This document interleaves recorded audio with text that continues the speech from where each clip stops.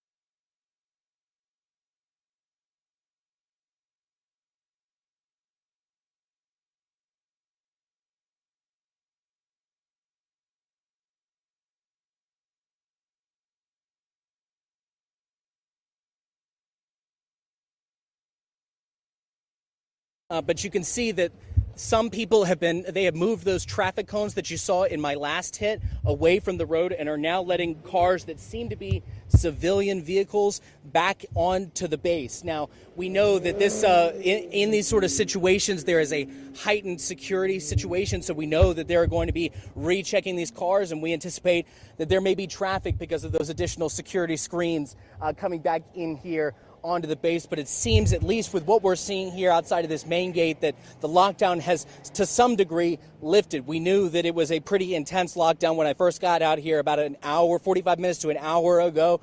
There was security here. In fact, they had just set up here in this intersection and were directing traffic. When I first got here, the main gate was completely full and they had cars going all the way down this road waiting to get on the base. But then about 10 minutes after I got in, probably an hour ago, maybe 40 minutes ago at this point, that is when they just shut that entire gate off. At this point, I actually see police here. Do you have any updates for us, sir? 1 second, guys. I'm going to stay on the air. Just 1 sec.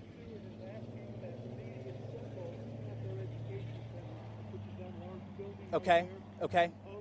Gotcha. Is there any information you can share with us or anything like that? Okay. Well, we'll wrap up this hit. We'll get to the Ag Center, you said? Yeah, the Ed Center, the big building right there. Gotcha. Down here, take a left. Thank you, sir. Thank you. So we actually just had an officer come up to us and tell us that Fort Stewart has actually asked us to leave this area here. Now, we're on a public sidewalk, as we would be at any other crime scene. They really can't kick us off of where we're at, but we are going to go there to try and get some more information in these sort of situations. We may get a press conference or something to that degree. So, again, just to kind of wrap up here, we are outside of the gate at Fort Stewart, where it seems they have reopened the gate to some degree. They are letting some folks back in, but we know this is a continually developing situation, and that could change at any moment. We'll continue to stay out here and bring you the latest. For now, I'm Andy Calder, JCL 22 News.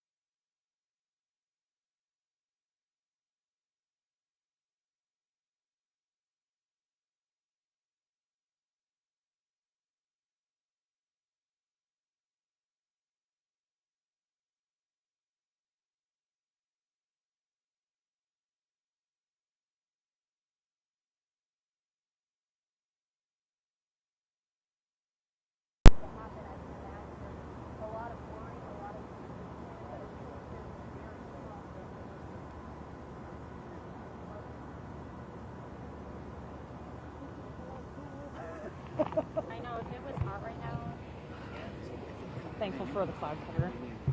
Yeah, coming through here probably. I don't know, they could come this direction, but they go over to the ambulance bay over there. Right there. I know the answer, I'm sure, but I would be remiss not to ask. Fort Stewart just put out a statement that said everyone was treated on site and moved to Wynn Army for further treatment. That would mean if they need it, coming here, right? Okay, cool. They may be stabilizing someone, but most likely they need to be early. I heard But they're trying to stabilize people before they get them. I don't know. Yeah. Okay. So they'll probably check them out and figure out if they need to transport. And then bring them out here.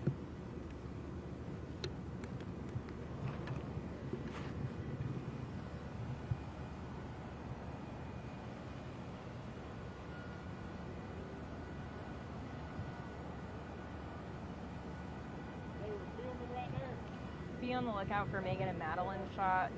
They were there getting set up.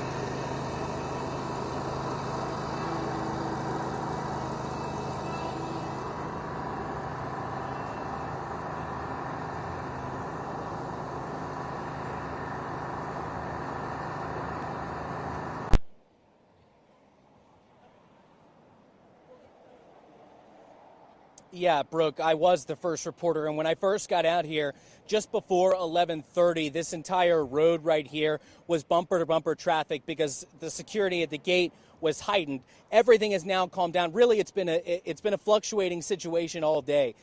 When we first got here, as I said, bumper-to-bumper traffic. Then that died down completely, and we had security that were controlling traffic here in the intersection, and in fact, put out traffic cones to completely close off the gate. We know now that traffic has resumed in and out of the gate. We've seen a fair amount of people leaving Fort Stewart and a fair amount of people coming on. I want to step out of the way so my photographer can give you a better look at the area. Really, there's nothing to see from where we're at the main gate here. It has certainly calmed down and looks like a fairly typical day at Fort Stewart. But what I can tell you from experience dealing with these sort of security situations here on Fort Stewart is that after such a situation, you're going to notice a delayed time getting onto the base because of increased security trying to get you back on.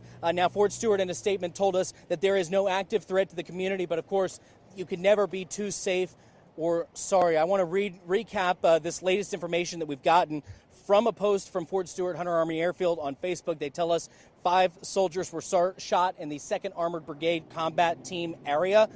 We know those soldiers were taken to the hospital here on Fort Stewart, Wynn Army Community Hospital, for further treatment. We know our Lydia Blackstone, excuse me, that's a truck right here. We know our Lydia Blackstone is at Memorial Health in Savannah, where we have gotten reports, again, unconfirmed reports, that some of those soldiers may be heading towards Lydia, and it's about that time when they should be getting there. We know, too, again, that Fort Stewart says there is no active threat to the community, but something like this is incredibly scary. We noticed here at this little restaurant strip mall here, we've got a Subway and an Indian restaurant.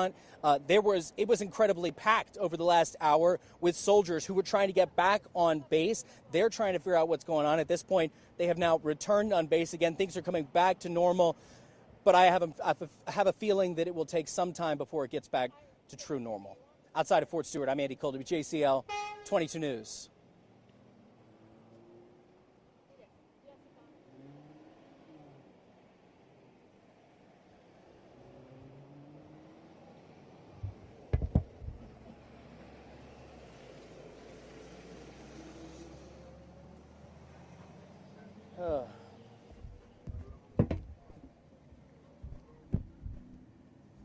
Hey, Kate, if you want my next hit to be kind of a back and forth question and answer with Brooke,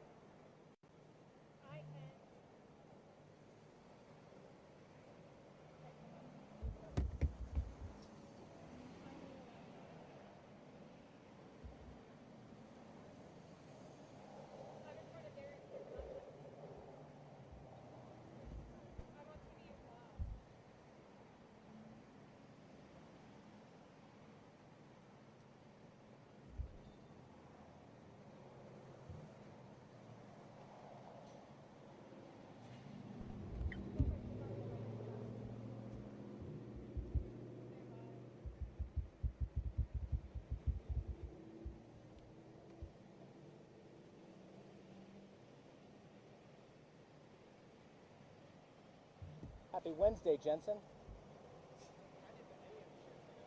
You had a what? Yeah, you're not getting out of here anytime soon.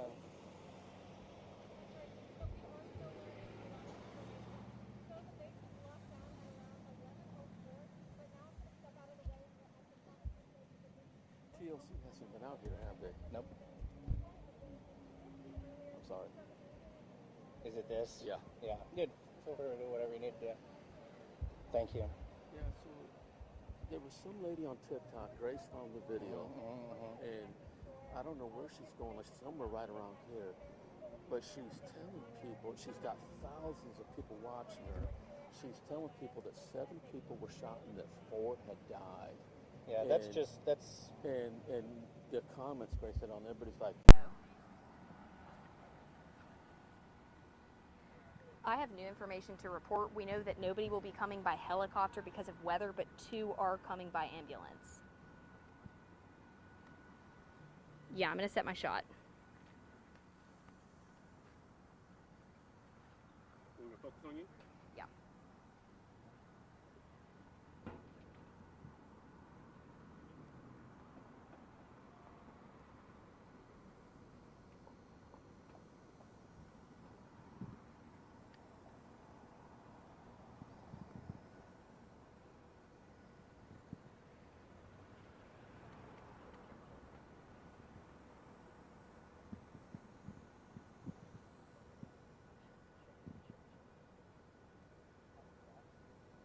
Yes, Brooke, we've learned a few extra details here that we know that none of those soldiers that went to Wynn Army Community Hospital, they're not going to be coming by any type of helicopter just because of the weather conditions here, but we have confirmed that 2 are going to be arriving by ambulance, and that's of course to be treated here at Memorial Health because it is a level 1 trauma center.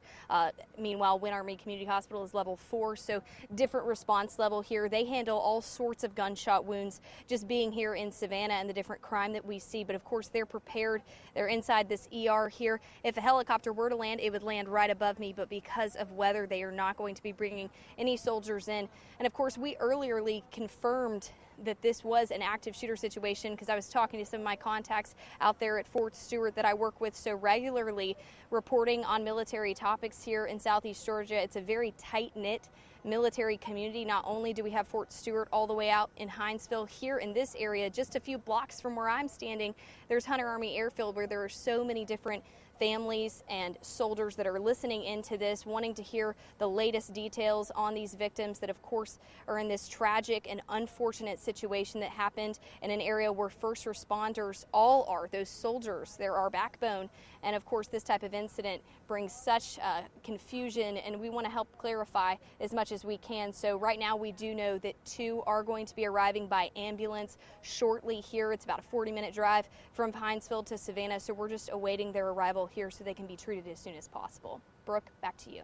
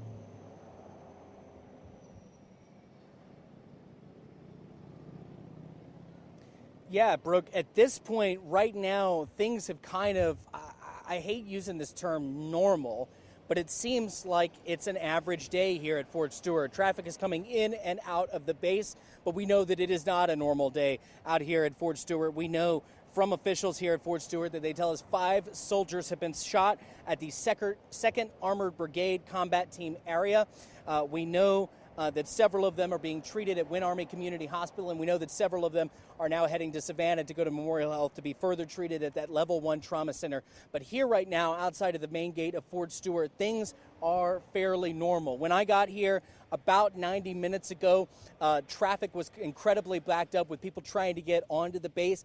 At that point, maybe about 20 minutes after that, police started shutting down traffic onto the base and actually installed traffic cones here to the front of the base to prevent anyone from coming in and out. That lasted for a good half hour before those officers left the area and were inviting folks back onto the base. Now I want to step out of the way so my photographer can give you a better look onto the base. We know that in these situations, after a security situation on the base, we know that security is going to be tight, and I apologize. It's tough with these cars driving to get a clear shot of that main gate, but we do know that extra security precautions are underway to keep the soldiers and their families safe living here on Fort Stewart. We know that this will continue to be a breaking situation. We will continue to learn more later in the day. I've been reaching out to Fort Stewart officials to try and get more information from them. We have not yet heard back, but we do know, again, from Fort Stewart officials, I want to recap, 5 soldiers shot in an active shooter incident at the 2nd Armored Brigade Combat Team area. Brooke, we will continue to stay out here and bring you the latest when we have it.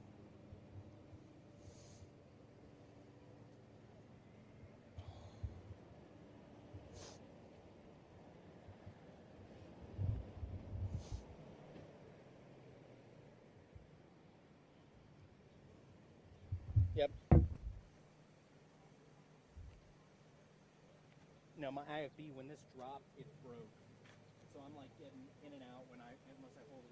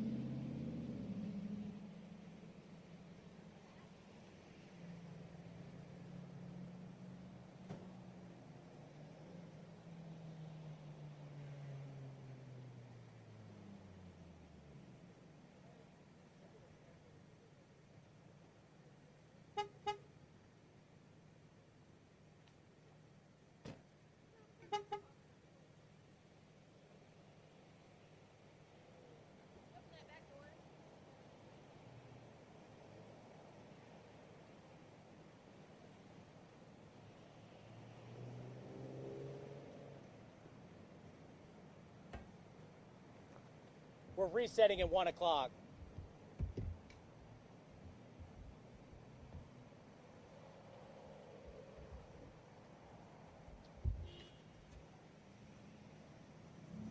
When you step out, I only punch in so far because we were cautioned once before about shooting video of gate operations and stuff. So I do push in, but I don't get right up in there because I'm like, Tomko will be calling.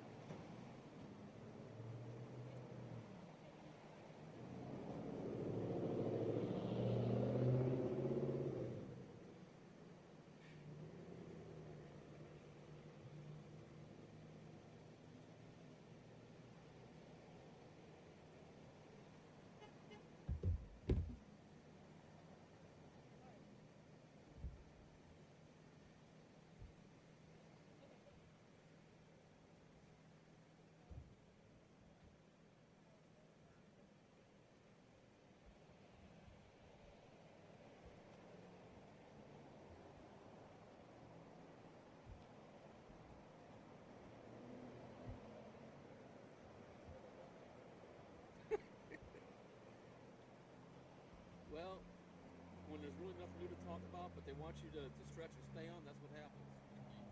You trip up. Yeah, it is what it is. We've gotten all the information we can get. And we're probably not going to get anything new anytime soon. Maybe a press. I got a note from ABC that said they were impressed with me and Lydia's coverage. Stand by.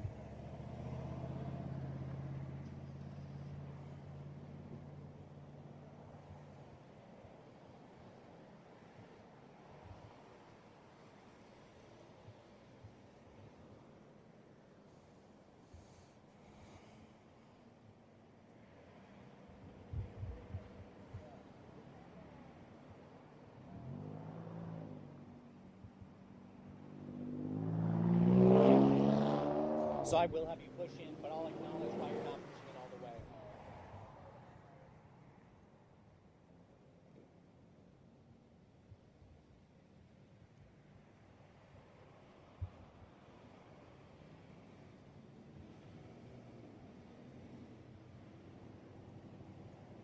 Yeah, things have certainly calmed down from what it was when I first got out here about 11:30 this morning.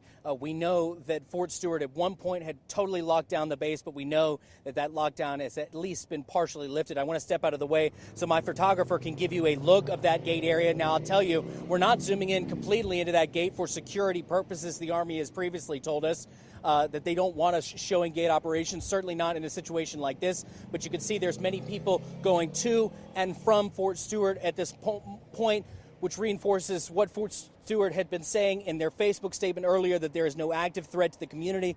Still a very concerning thing and lots of questions to be answered. We know that shooter was apprehended around 11:30.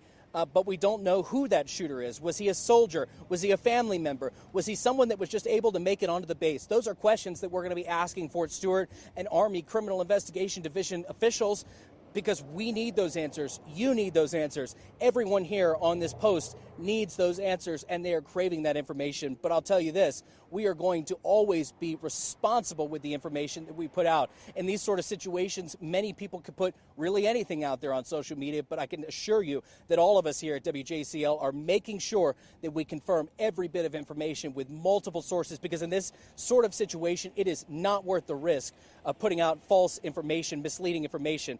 What we know, again, just to recap, 5 soldiers shot here at Fort Stewart. We know that the shooter has been apprehended. Several soldiers are being treated here on base at Wynn Army Community Hospital. We know several others are now on their way to Memorial Health in Savannah, and that's where WJCL 22 News' Lydia Blackston is. You'll be checking in with her in just a moment. But from here, outside of the main gate of Fort Stewart, things are returning to some sort of normalcy. Again, I want to caution with that word, because nothing that is happening today is normal. This is not normal to have a shooting on base, certainly not in the homeland. We will continue to get to the bottom of this and bring you the latest when we have it. For now, outside of Fort Stewart, I'm Andy Cole, WJCL 22 News.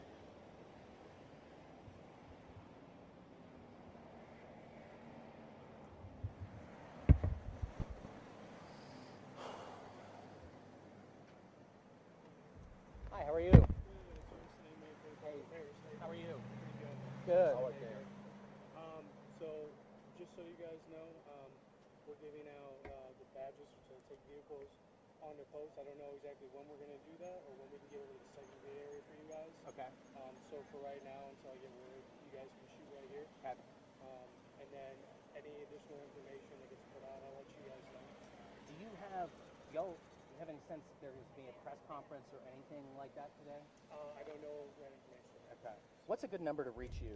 Yeah, it is 419-463-7642. And Slaymaker, what's your first name? Jacob. Jacob. Awesome. I'll shoot you a text right now. Okay. And I'm Andy, by the way. Nice to meet you. And you said they're going to give vehicles later, you said? Yeah, so we have the placards to put in the vehicles so that we can escort you guys on the post. Gotcha. Okay. Where are y'all going to take us? To Engo, we don't know specifically right now. Gotcha. Engo, I'm sure everybody wants to get over to the 2nd Brigade area. Okay. Right now, it's Yeah. still kind of semi-lockdown, right? Yeah. So whenever they give us the clear, then we'll probably take you guys over there. Well, we appreciate that. Thank you very much. No problem. Yeah, keep us posted. Well, yeah, I think everyone's here. Thank you so much. This is going to sound stupid, but we've been seeing some online, everybody's a news guy and stuff. is a woman that's, I think she's still Excuse me, Dan. alive. I don't know if we saw it on the way over to my recorder.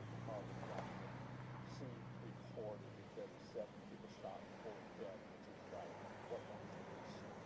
Yeah, no, that's not it. And now, of course, we're hearing, 5 shot, some went here to Win Army Community Hospital, some are in Route 2 Memorial Hospital. We have not heard anything, or nor have we put out anything that says soldiers were killed. But this is what we have yeah, right and now. we got the same information, but I'm like, there's people out there, news wannabes. And what I'm saying is, this lady, she had thousands watching from all over the country. Yeah. And of course, now they're threatening to sue her for putting out false information and everything. But I don't know if you're aware of that, but I just wanted to be aware of that. Do you know what on TikTok? What was it?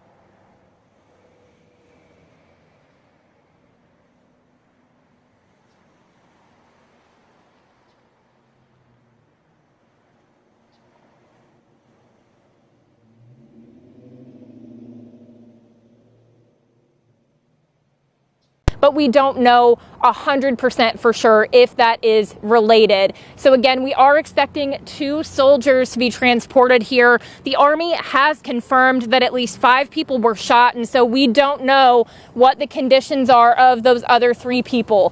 Wishful thinking says that they're able to get their injuries treated at Win Army Hospital, but we don't know for sure whether that's the case.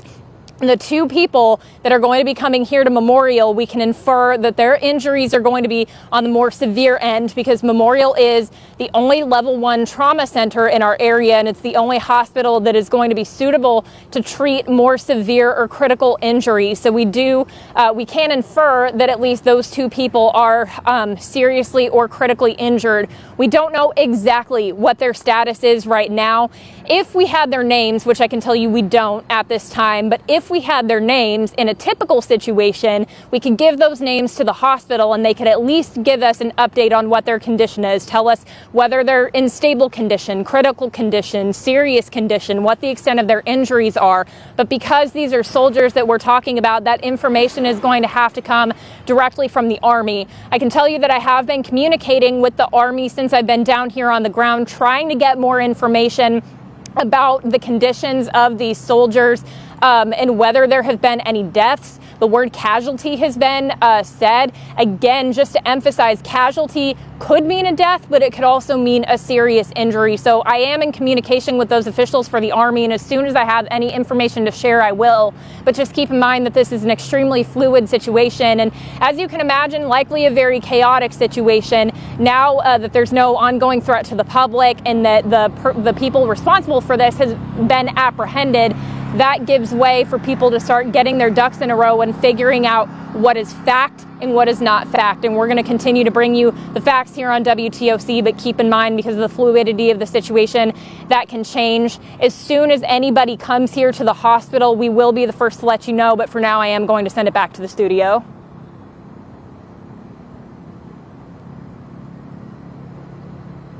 Thank you. Right, when the ambulance arrive, I may go off tripod. We may just be more fluid. Okay. Right now, I'm going to walk over to the street because if they come down the street, I want to be able to see them. Okay.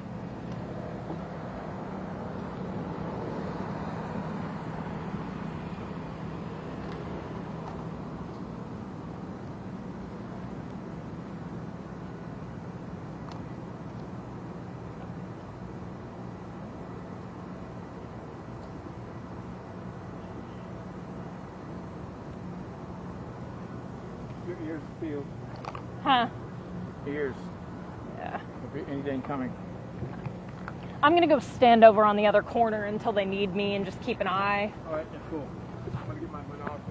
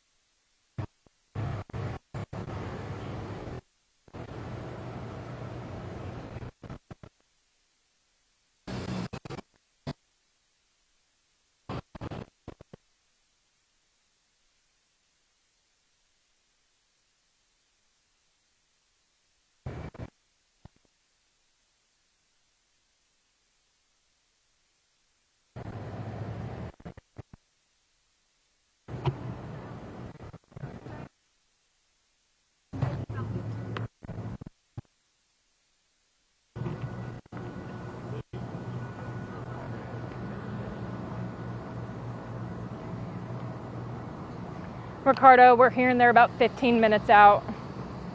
Hey, just so everybody's on the same page, we're hearing that they're about 15 minutes out. Oh, okay. I cannot find anything for Lewis.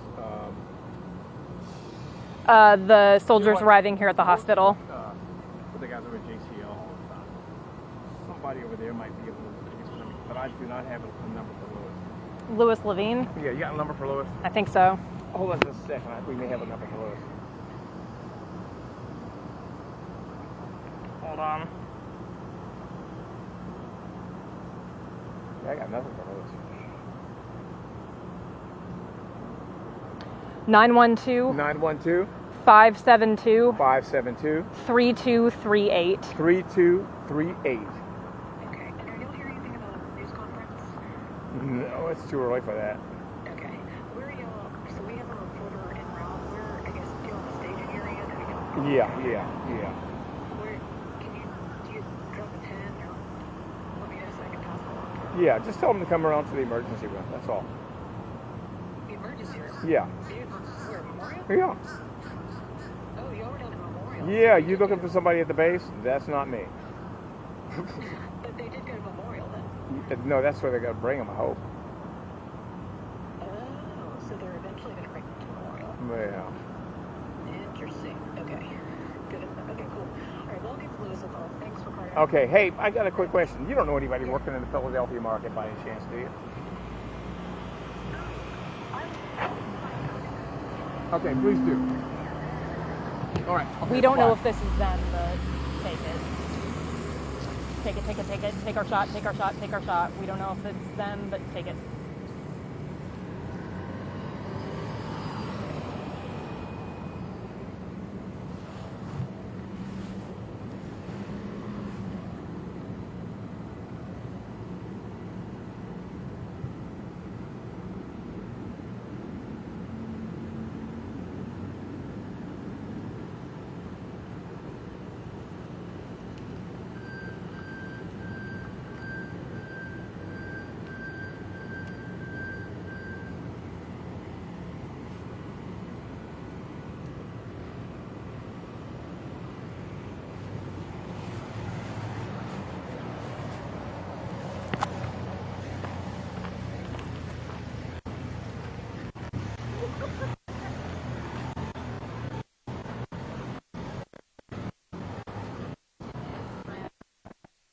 it.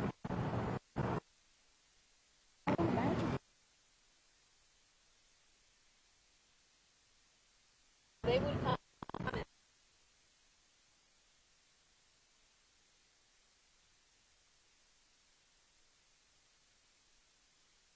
Then Fort Stewart closed off and locked down the entire base.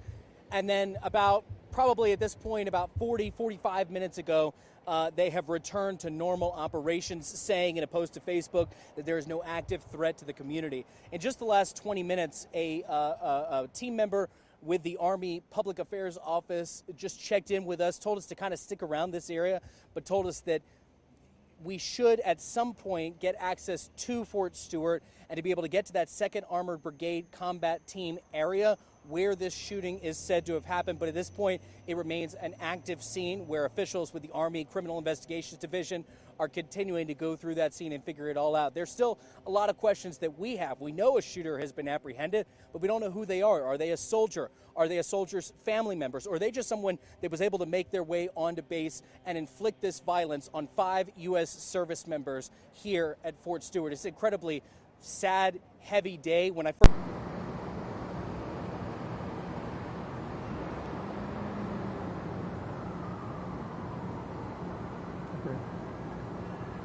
Chris, you got the shot up? No, they're on Madeline now. Okay, this sounds like an ambulance is coming.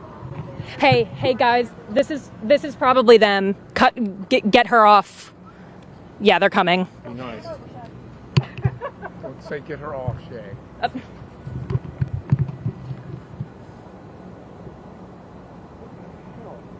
There you are. Okay. Ready.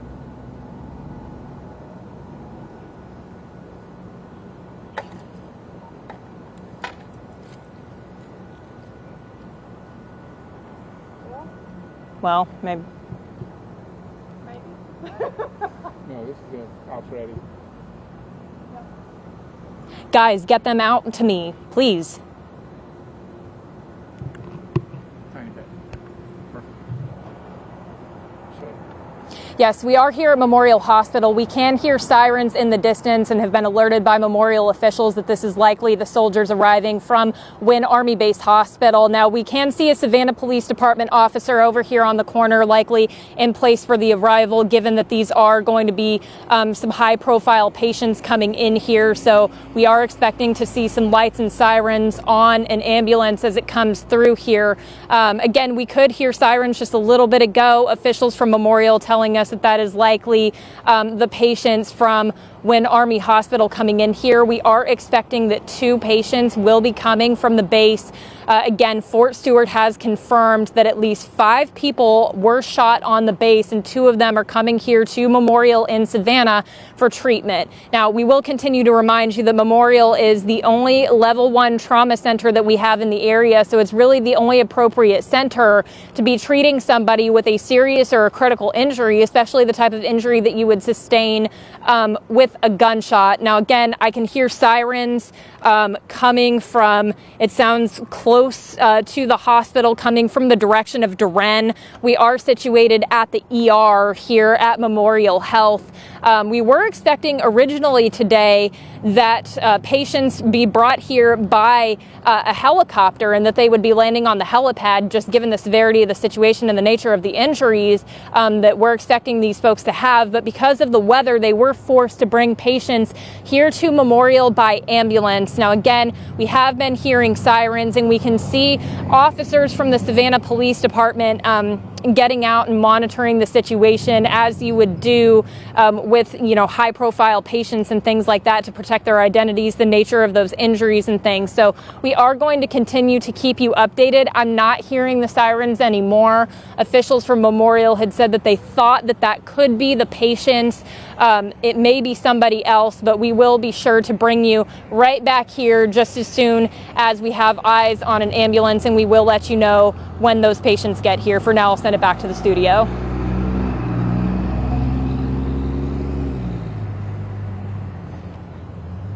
Yeah, sorry about that. They were like, they're coming, and I could hear the sirens.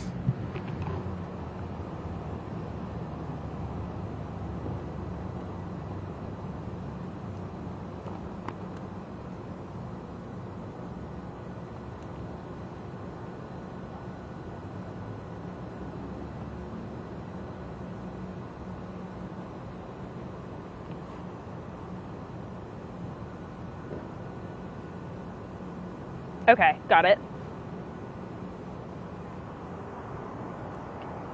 Got it.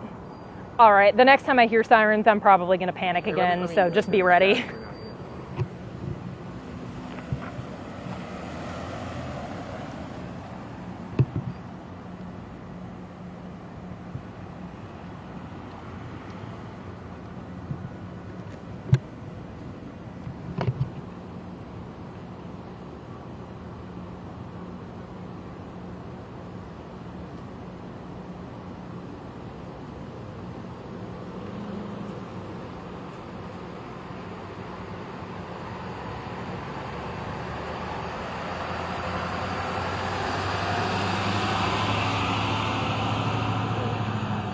Oh, hey guys, this is it. This is it. This is it. This is it. Come to us. Come to us. Come to us. Come to us. Chrissy, come to us.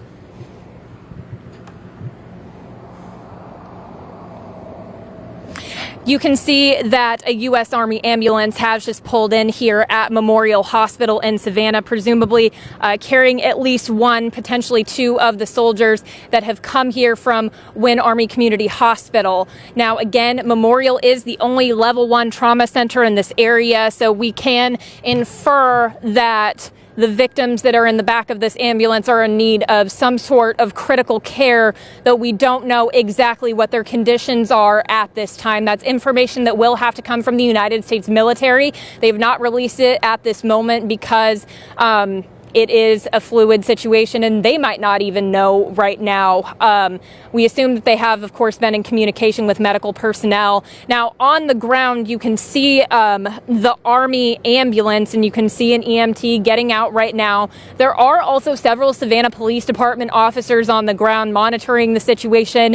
This can happen when high-profile patients are brought into a hospital. It never hurts to have an extra set of hands just to protect the identity of the people and just make sure that everything goes smoothly, especially when you're talking about patients that have come from a mass shooter situation. We can see an EMT getting into the back of the ambulance right now, and the person in the ambulance is likely to be brought into the hospital over the next several minutes. Now, they are being taken care of. As Dawn said earlier, we know that Memorial is likely bringing their best team together, the best of the best, to treat these patients. I can say that nobody has been rushed out of the ambulance. You've been sitting here watching this with me, and it hasn't been a rushing situation, so hopefully that's a good sign, although we just don't know. We don't know if there are two patients in this ambulance or if there's only one. We are still working to learn the status of the other 3 confirmed victims. We're hoping that they were able to stay on base because they had less severe injuries, but we don't know that for fact yet. But we're hoping for the best in this situation. So I'll just give you guys a look at this ambulance as the person in there is being unloaded right now and taken into the hospital. I do see one person on a stretcher, so we could be expecting another ambulance within the next couple of minutes. We will be sure to keep you updated, but as of right now, we know at least one person has been taken into the hospital in a U.S. Army ambulance here at Memorial Hospital.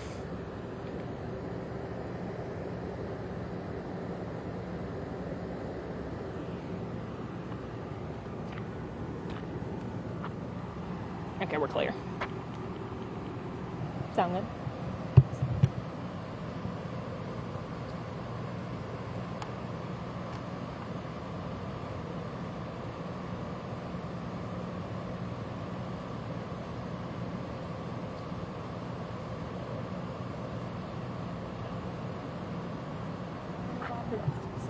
Okay. 25-ish minutes until the next person arrives. Thank God for the cloud cover. I know, y'all, if it had been as hot as it was last week, we would have survived this. I know. Move on over.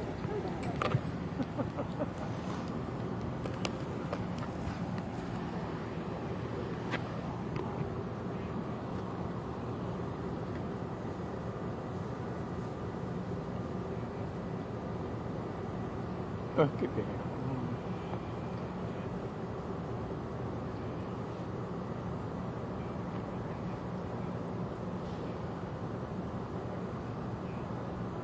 I'm going to call Ossoff's people. I haven't seen anything from them.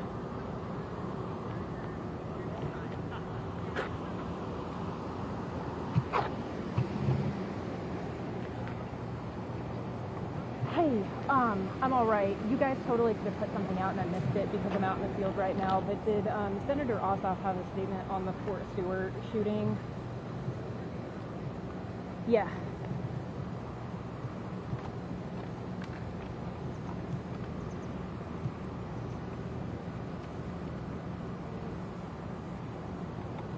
Okay, that would be great.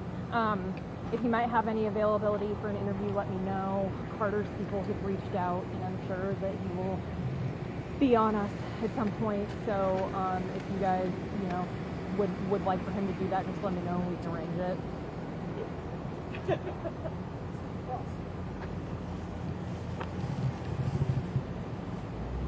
All right, thanks, Jacob.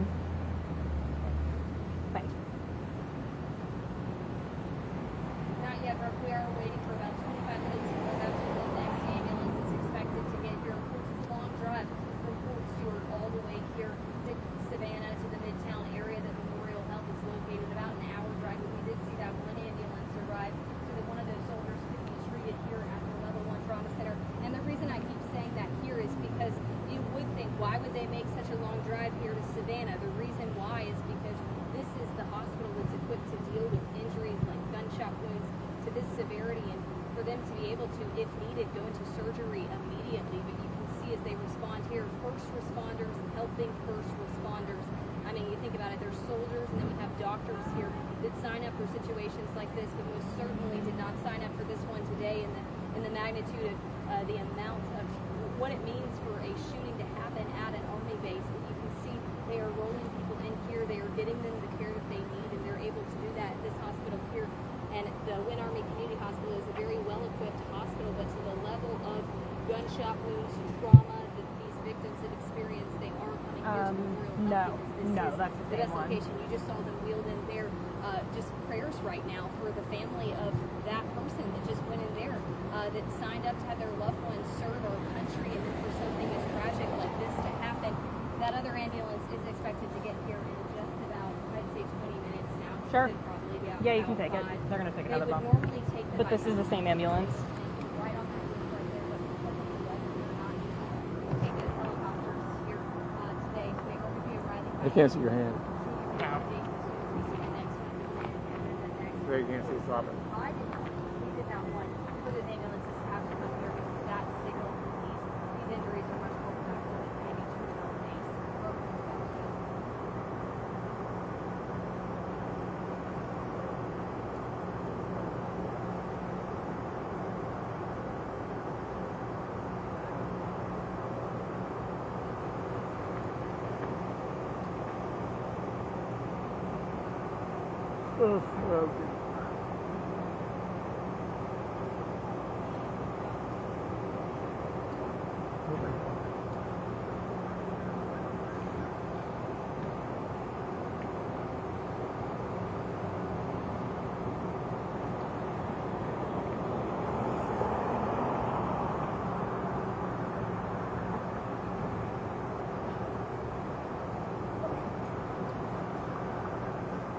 Oh, who's coming here? It's like another SAV crew. Yep. Wonder if they're going to say this was gang violence too. Oh, that's what we always say. Not like that. Say everything is a gang.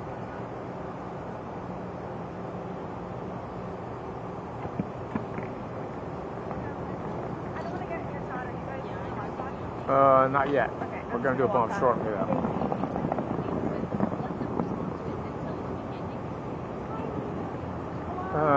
Boy.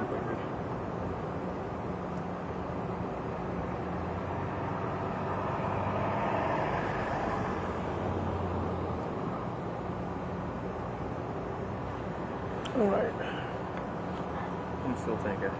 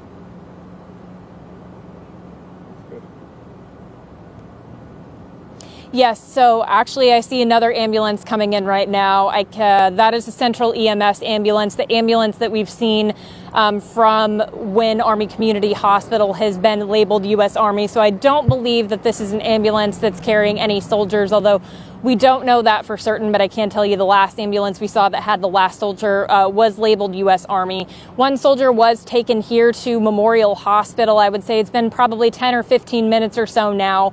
We don't know the conditions of any of the soldiers that have been shot or involved in this shooting.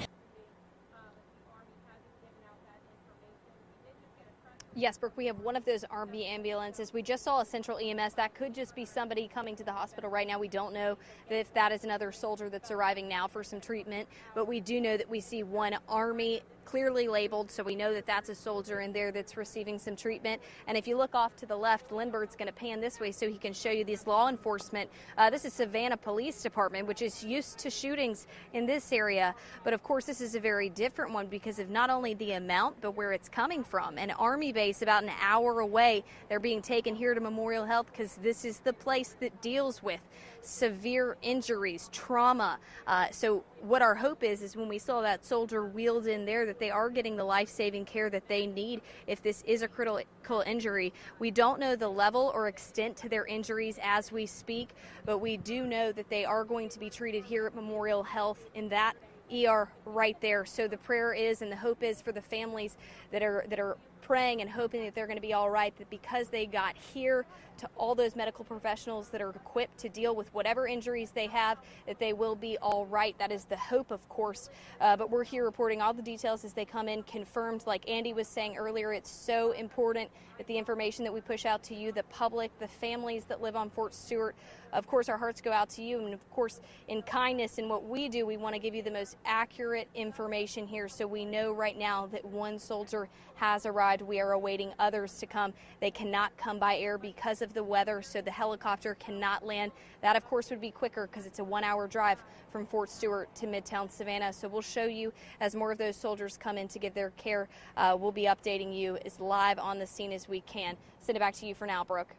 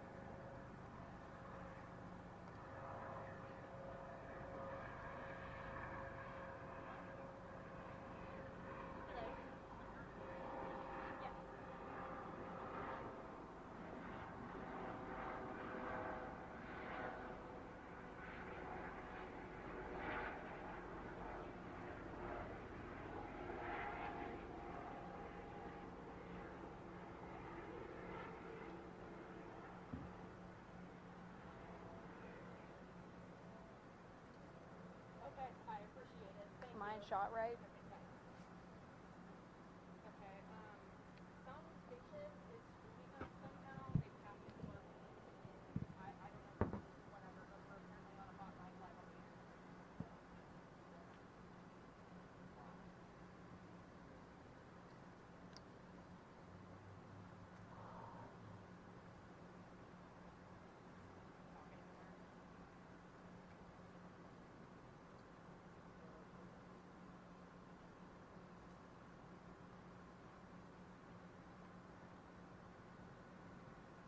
thought that was Chris Smythe.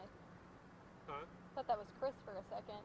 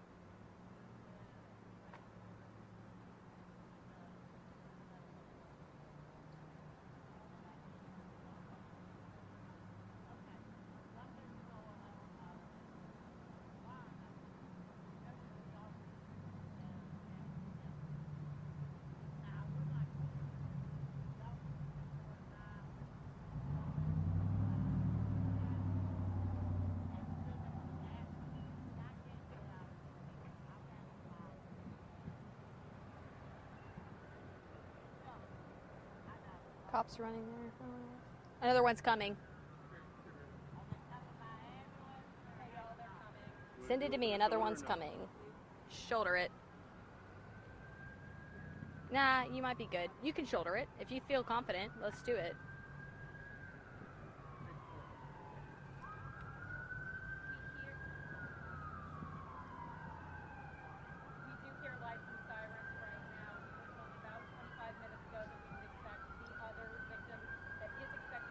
Rap.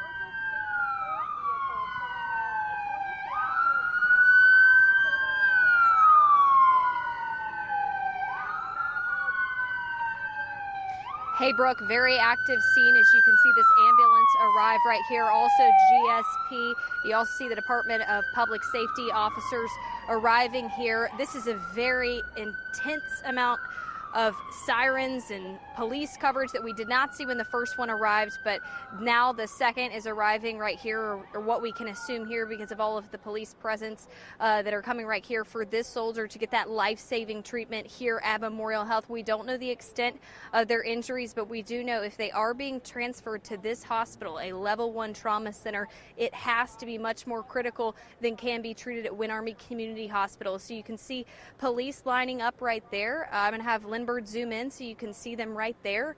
They're all lining up and prepared to respond to anything because, of course, they're used to having to come to a hospital when there's a shooting, but when there's this many shooting victims arriving, they are in full force out here. And, of course, we know that they cannot come by helicopter, which would be much quicker, and we want to be as quick as possible. Because of weather, they are not arriving on the scene like that. They are coming by ambulance. Takes about an hour to get from Fort Stewart here to Memorial Health in Midtown Savannah. But as you can see, we're going to zoom in even more so you can see these heroes treat heroes. I mean, you can see first responders, those medical professionals that are going in there and coming to work today prepared to help anybody that needs anything. And now they're helping soldiers here, which of course is not what they expected when they woke up this morning for something like this to happen on U.S. soil. They sign up for service to protect anything foreign and abroad, and here in our hometown, in this area, they're having to deal with an incident like this. But you can see just the active scene. It's really changed out here. You can see another ambulance arrive.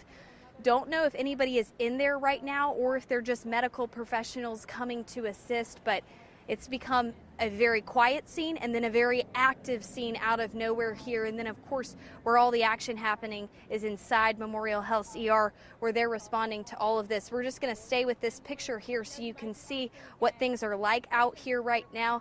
definitely a somber feel, is the details around this situation are so heartbreaking, so unexpected, and then of course we see so much goodness in people when you see them come to help and to protect those that protect us. So we'll continue to bring you coverage as much as we can here as we see more ambulances arrive so that they can get the life-saving care that they need. But as for now, Brooke, if you want to keep on this shot and keep talking over it with any new details you have, but I'll ask you anything new that you've learned, Brooke.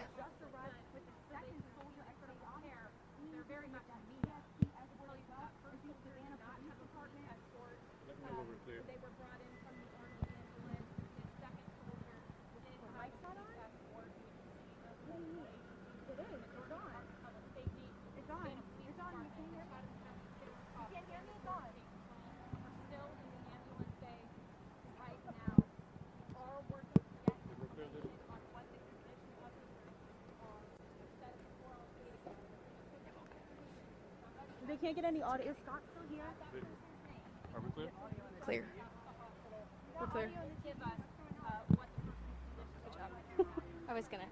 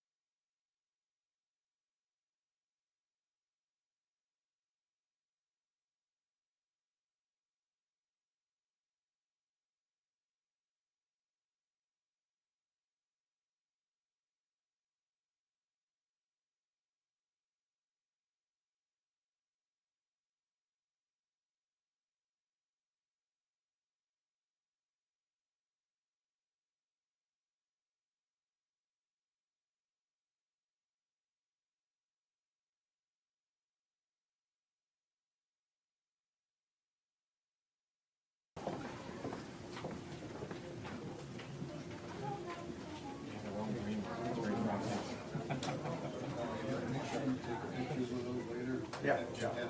Yeah.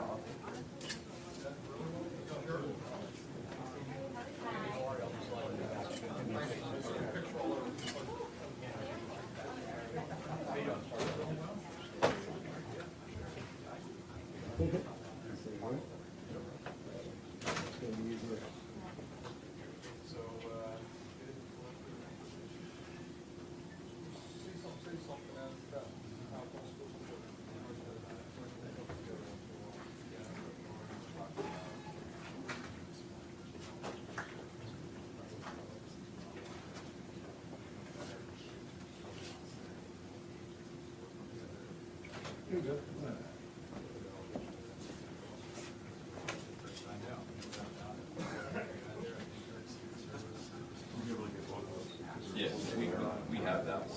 That's I was shooting an example anyway, so we're not gonna have something like we'll start piece of audio. Look at it, it's ready to go. Like I said, it's kind of a glare on it. Because a lot of times they get the shot. Gotcha. With throwing knives in there too. So that's machete. I think it needs lightning. Oh yeah, yeah, yeah.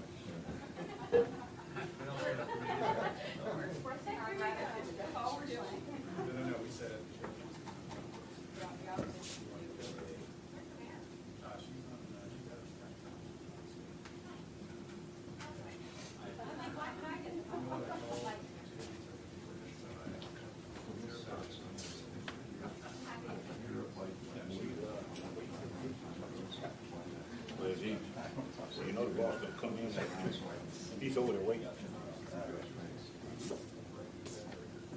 He's coming through here too? Yeah.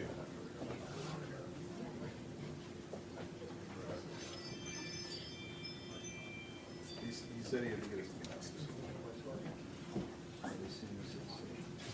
He just across the hall there. Yeah. Here comes people now.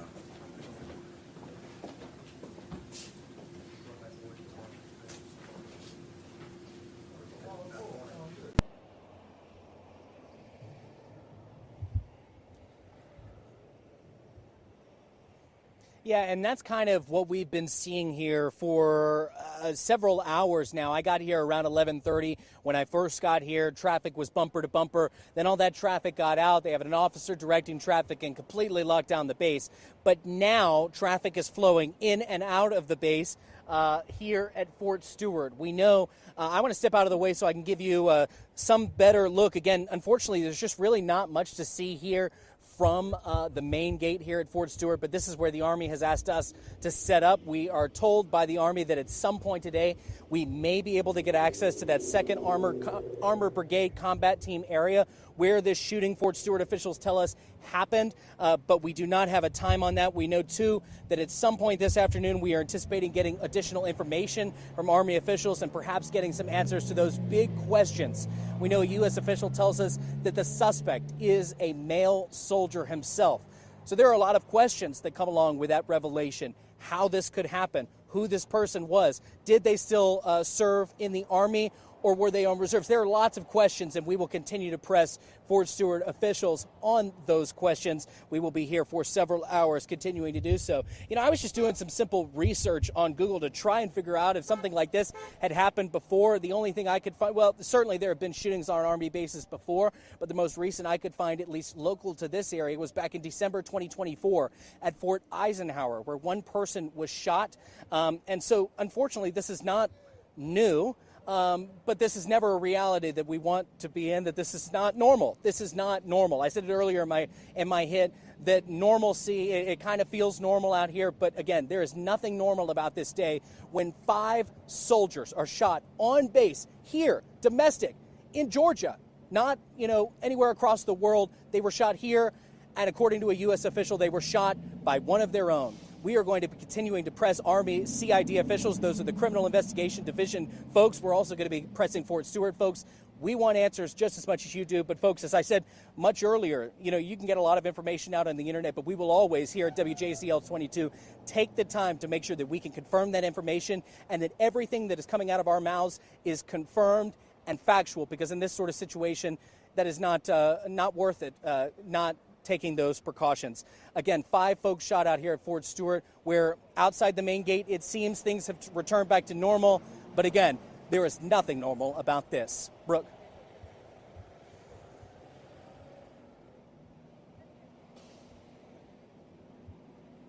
Thanks.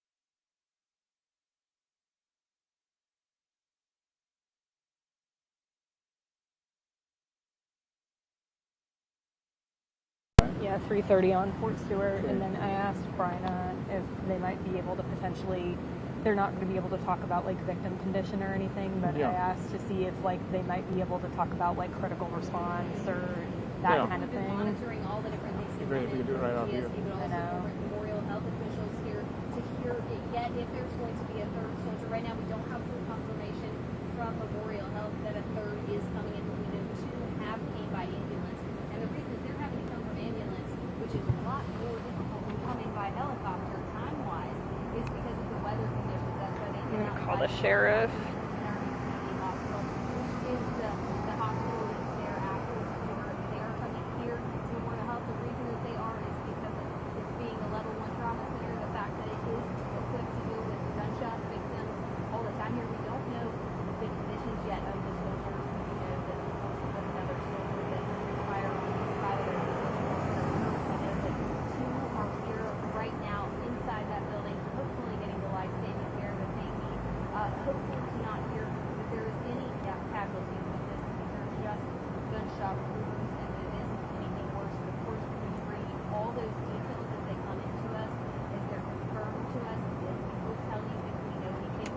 Right now, the conditions are unknown at this moment as they are here inside Memorial Health. And Hey, right over here at the hospital for the Fort Stewart thing, I saw SPD was escorting one of the soldiers. We had heard that there was maybe another being taken here. I just didn't know if y'all were involved in an escort. Might be able to tell me if there's a third that we should be expecting.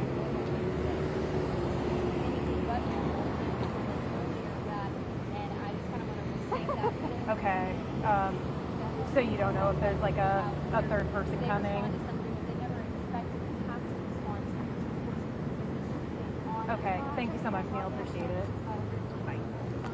Excited to join to protect us like this happens. A very somber atmosphere out here right now. But we'll continue to bring you the latest as soon as we see more of those ambulances coming here to Boston. Back to you.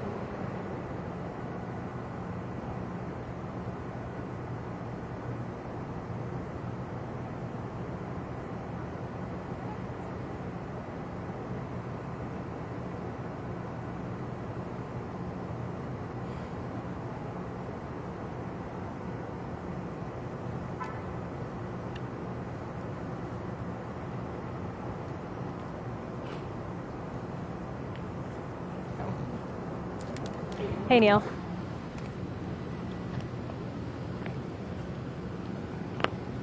Three. Okay. Thank you so much. That is super helpful. All right. Thanks. Bye-bye. Okay, so it sounds like there is a third. We just don't know. Okay. Hey, Chrissy. I just talked to SPD. Like, this is not reportable, but it looks like there is a third. We just don't know when it'll be, so I just guess continue to be on standby out here.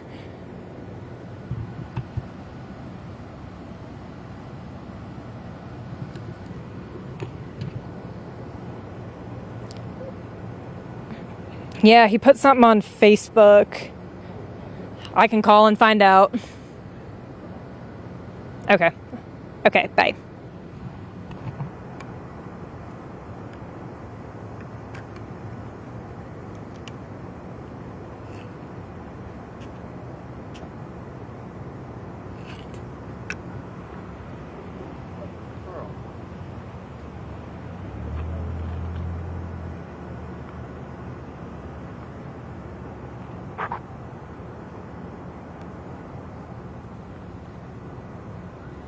Carter, do you mind? I'm gonna go grab my water and bring it back with me.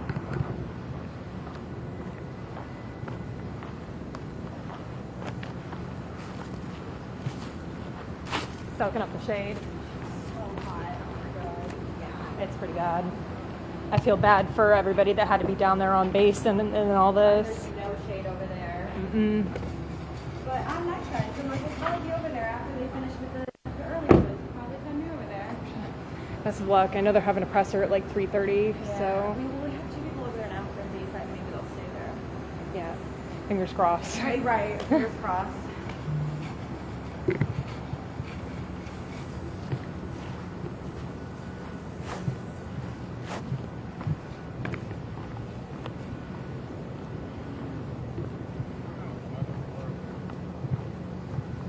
sounds like we're staying on until 3. We'll have the 3 as normal. Right. I mean, we'll be on air, and then we'll probably, the press conference is at 3:30. So I can't imagine we'll be off air again until after the 6. All right, tell them to bring us something to eat. And I'm not putting a breakdown today. Okay.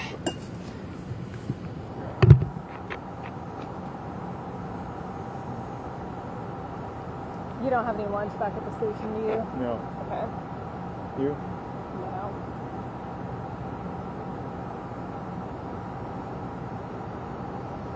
The hunger bring anything with us? He's at home. He worked morning shift today. Good for him.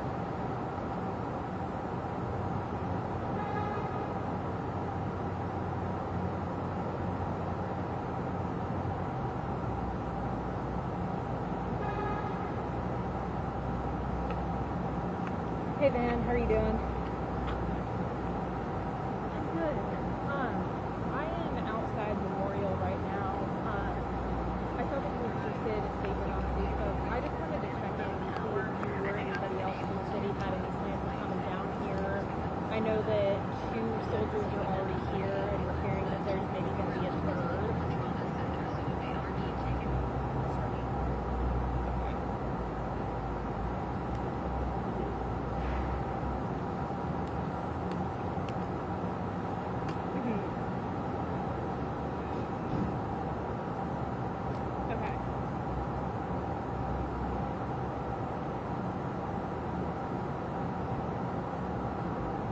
Okay, perfect. Well, if something changes, please let me know. No, that was all. I'm just trying to round up and just see what the deal is. We know that Fort Stewart is going to have a press conference at 3:30, so hopefully we'll have a little bit more information on it. Figure out who these folks are. And hope nobody died.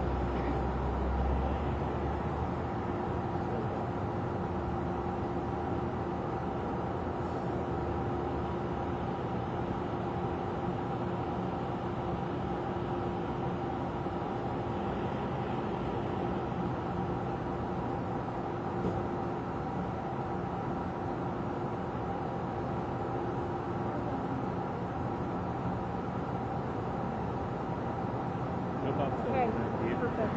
Well, thank you so much, and I don't know if anything comes up or you hear anything, please let me know. Yeah, thank you. Please take care.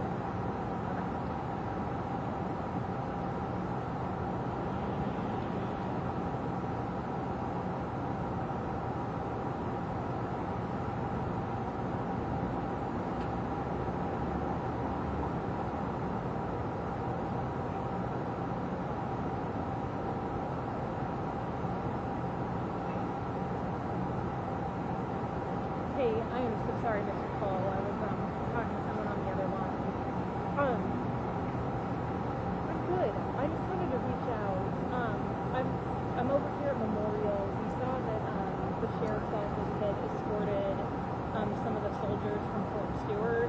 I just wanted to reach out and see A, if y'all knew if anybody else was coming this way, but B, if you had any plans.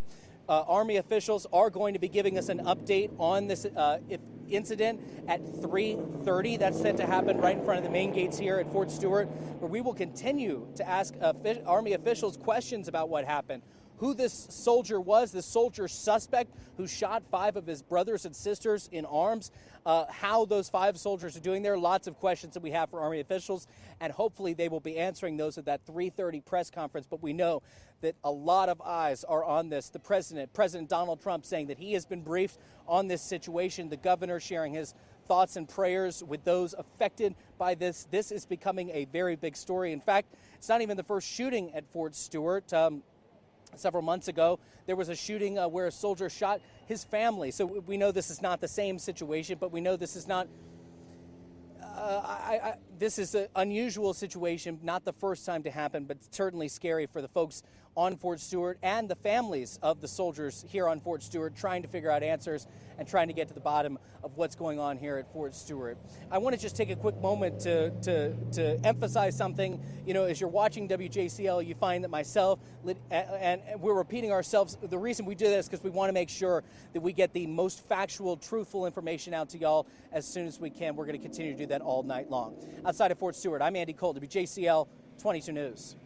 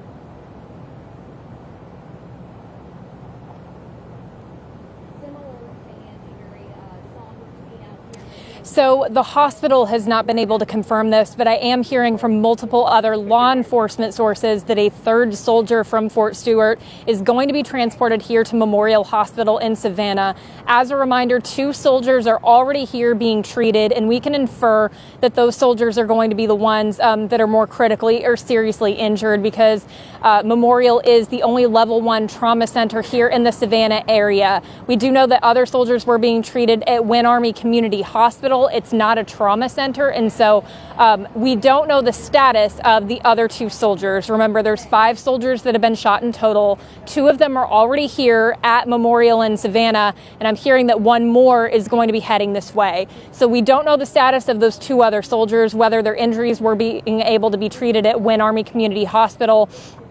We are working to learn more. We also don't know really the condition of the 2 soldiers that are already here in Memorial. Again, we can infer that they are going to be more seriously injured, given that they needed that trauma center treatment here at Memorial. In a typical situation, we would be able to reach out to a spokesperson for the hospital and give them a name, and they would be able to tell us what condition that person was in. But because these folks that are coming here from Fort Stewart are military, the hospital is not able to confirm their condition. That information has to come from the United States military. We are expecting that press conference at 3:30 this afternoon, and we will be asking, of course, about the conditions of the victims in the shooting, including not only the status of the folks that are being treated here at Memorial, but also the other 2 soldiers that we know of that have been shot today on Fort Stewart. Now, we do know that everybody is being brought here via ambulance because helicopters were not allowed in the air today. So we are again expecting a 3rd soldier to be taken here via ambulance.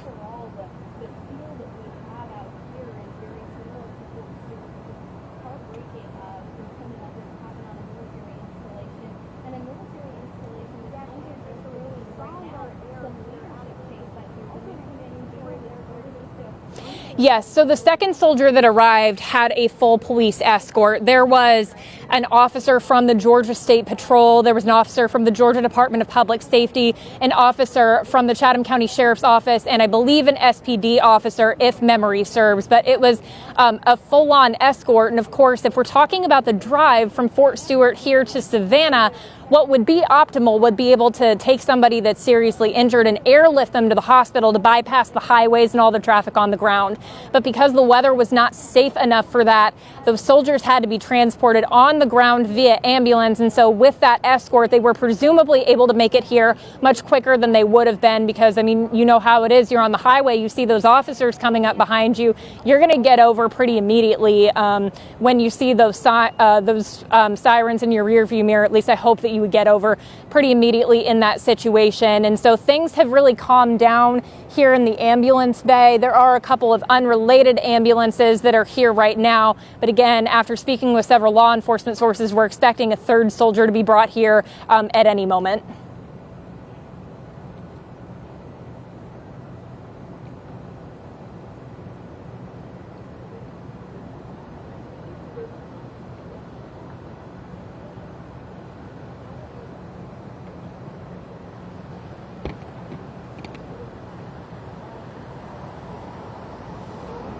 Yes, I have been in contact with the spokesperson for Memorial Hospital, and this is just a little bit of a different situation because it is involving military personnel. Usually in a mass casualty situation, the hospital would absolutely hold a press conference, give updates about victim conditions and things of that nature. But because the victims in this situation are actively with the U.S. military, that changes the rules a little bit. So anything that we're expecting to hear, that is going to be from the U.S. Army. Now, I have inquired with Memorial about what their critical care procedures look like. I know here on WTOC we have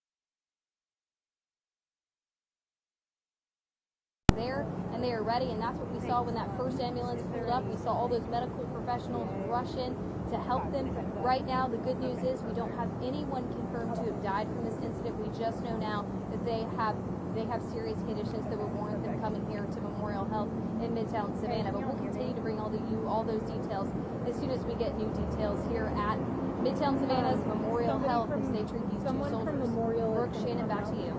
With us, they're not going to be.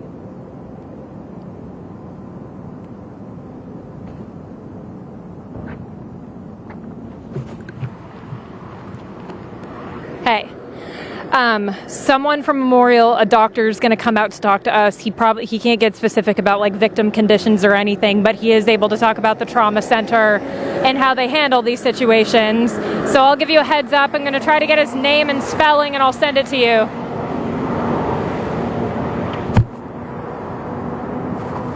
Yes.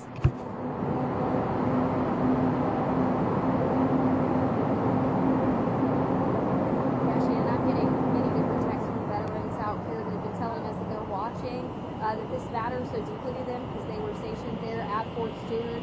It's a military family around these areas, and we talk and we do reports about veteran mental health when a situation like this comes into play. I've done many different stories talking to these soldiers about what they've seen when they have served overseas and what their life is like here. Adjusting back to civilian life is very challenging for so many of them.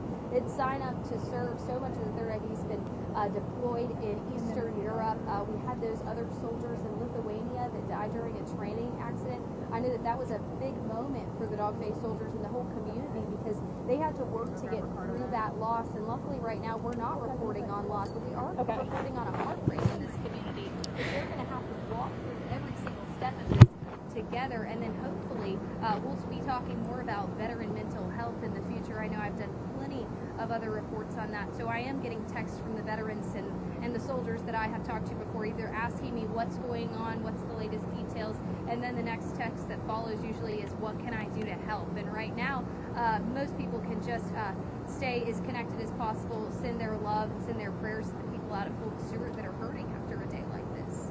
Shannon, Brooke.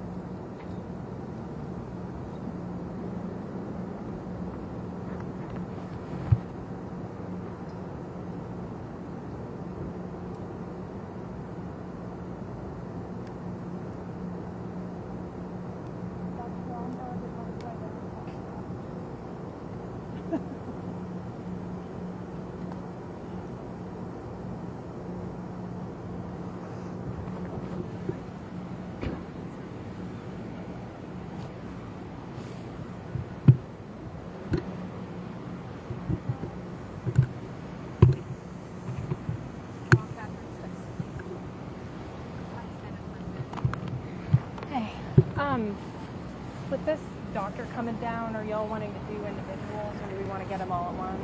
Are we all live? I mean, it looks better to do one by one. Yeah. Are we all going to take it live, though? I know we are. Yeah. So. Well, let's just do it together. I feel like that would make the most sense. It's not like it's like exclusive info. I mean, we're all going to get them. It would take them a bunch of time. Okay. We can frame it up right. Let's do it all together. How do you think? What do you think? I think we should do it all together. Yeah, just save it time. Make him not repeat everything. Yeah. 6 They times. said that the other document was scheduled was Dr. Moody was my client. I mean, for that. So that they said that you didn't change the document. I don't know why. That's all I know. Okay, Chrissy, he's on the way down. I think we'll take a second to set up because he's going to do all the stations at once. So I'll let you know when we're ready to go. Yeah, honestly, Chrissy, the best way to go about it might be to just have the anchors intro it with his name and then just dip into what he wants to say. Because if we're all trying to intro it, it's just going to be a mess. Okay, thank you so much. Okay, bye-bye. All right, stick the mic up here.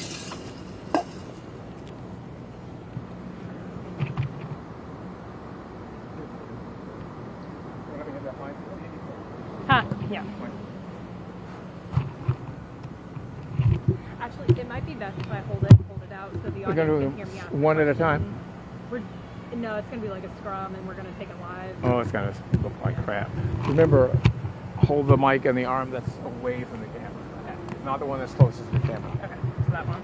Yep. Yeah, and whichever way you are. I don't know which way you're going to be facing. How are we doing on batteries on this thing? Let's see. It ought to be just about cooked, to tell you the truth. I got 59% on that thing. Oh, perfect. No. I guess I'm going to have to shoulder this if the guy's going to be doing that. Probably.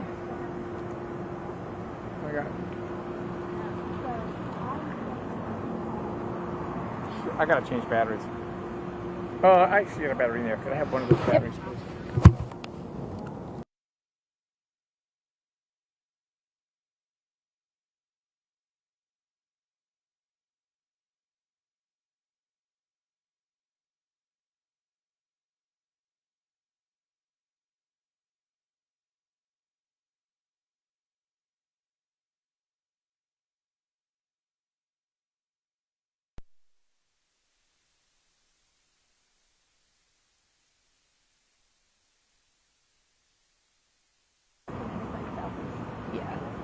Yeah, I'm letting them, I don't want them to tease it and be like, yeah.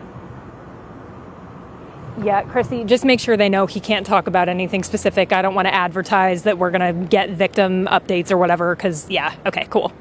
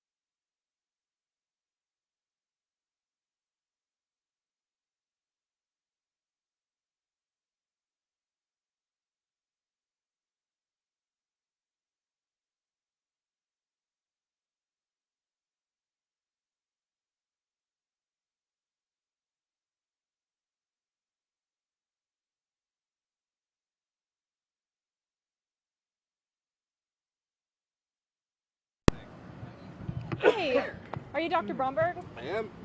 Nice to meet you. I'm Shay Schrader, WTOC. Shay? Thank you so much for coming out. We really appreciate your time. Sure. We also have somebody from JCL. Bryna asked us to wait until she gets back. Before we do all this, what exactly can you talk about? I know you can't talk I'm specifics. supposed to not talk about anything having to do with the actual patients that we have right here. I was told that we were going to talk about what a level 1 trauma center is and what we do in general. Okay. I have, since I wasn't on shift right now, I actually not only am not allowed to talk about those patients, I don't have any information about them really. Fair enough. Okay. Perfect. Yeah. All right. Mic level. Works for us. Check. Yeah. Mic check 1 2 3. Mic check 1 2. Mic check 1 2. Yeah. Yeah. Bryna and one of the other reporters just ran to the bathroom, so they'll be back in a few. We won't keep you out here in the hot sun too long. Not a problem. Dreadful. Worse for you guys with makeup than it certainly is with me. Yeah. How long have you been here at Memorial? I came here right out of fellowship, so I've been here since 2022. No, 2022. Sorry, 2002. Just a little. Wow. Yeah, long. I've been here a long time. You mustn't like it here if you stay that long. I love Scott. That's awesome. Are you from around here, or? No, I've been working my way south. Originally, I was born in Queens, New York. Oh, you're from Queens. I'm from Staten Island. Oh, awesome. Yeah. Nice to see a fellow New Yorker. How'd you end up down here? Good job. I bet you got to follow. You gotta follow where the opportunity is. That makes sense. And then I went to school at the doctor UVA right here. for both undergrad and med school, and then down here after fellowship. Thanks. Well, thank you so much for being here and for working here for 20 years. It's awesome. I know you guys take all the not fun calls for this half of the state. Well, honestly, I mean, I do it because I don't want to say I find it fun, but I find it exciting and interesting and important. Sure, yeah. Right?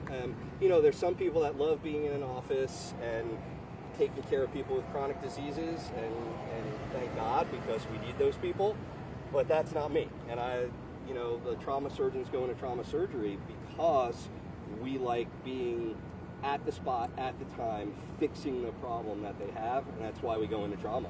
And so there's people, we're opposite ends of the spectrum. All right. That's a perfect lead-in for us. Yeah. All right. Hey, y'all. We're ready to go down here. If you can please come to us. Yeah. They've been beefing up our trauma center, talking about some kind of level 1 even. Hi, I'm Lydia. National Bill. It's great to meet you, Bill. Lydia. And what's your title here?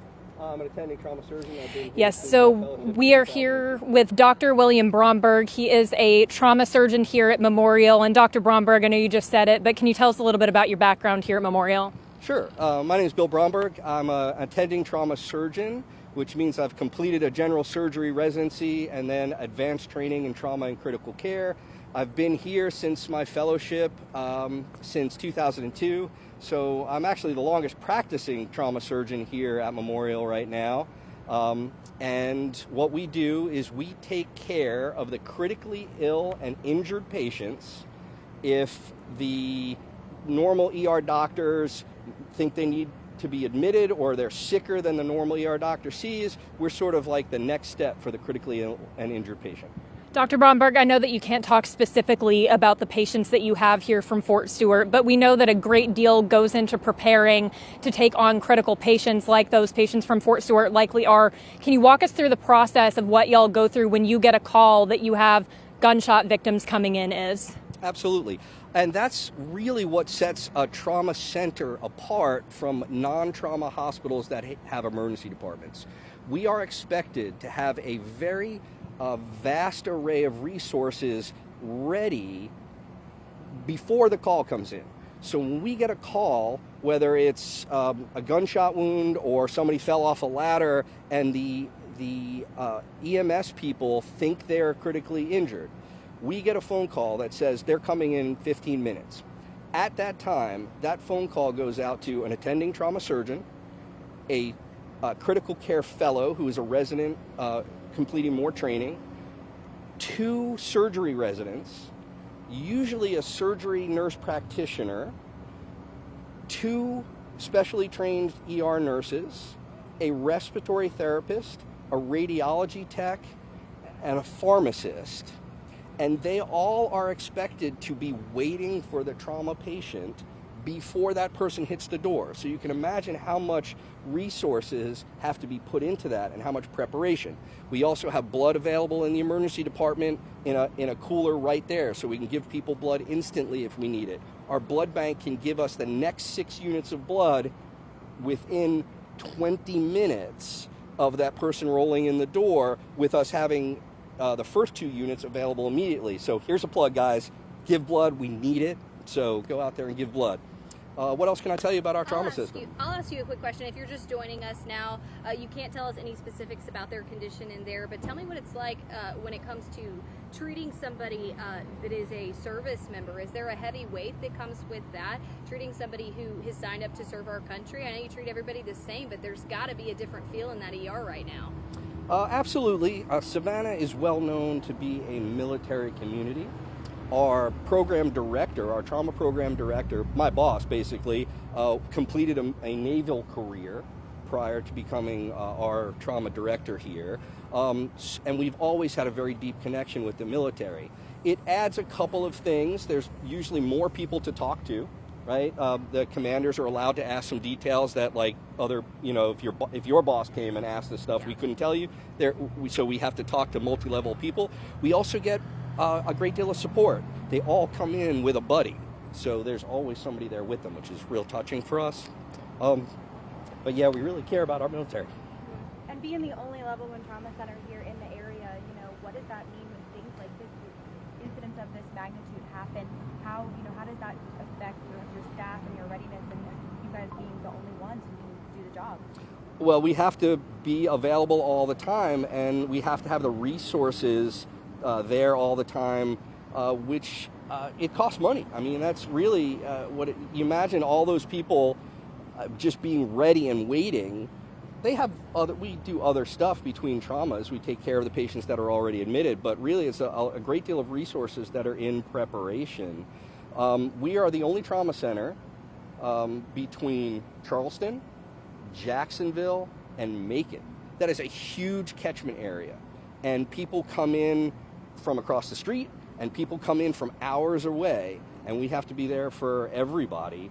You know, and the number of our major traumas has gone up since when I came here 20 years ago. We did 1,200 major trauma admissions a year, about 2,000 admissions. Like, they're not really sick enough to be called trauma, but they get admitted to trauma service.